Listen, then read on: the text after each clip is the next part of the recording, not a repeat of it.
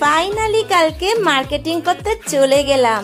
কোথায় গেলাম, এটা কোন জায়গা, বলছি সবই বলছি।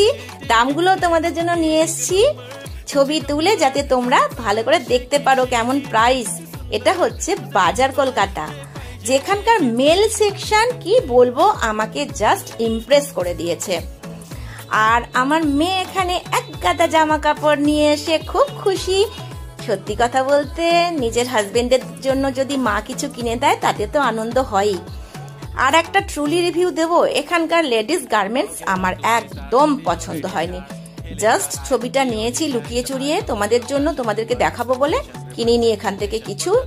আর আমার একটা পুচকে দাদু সোনা আছে, তার জন্য এখানে কিচ্ছু পছন্দ হয়নি। তবে এখানকার যে কিউট বেবি ড্রেসগুলো ছিল, এগুলো খুব ভালো লাগছিল। তবে সেটা তো এখন আমাদের বাড়িতে এত ছোট বাচ্চা কেউ নেই, তার জন্য কিনতে পারিনি। ভিডিও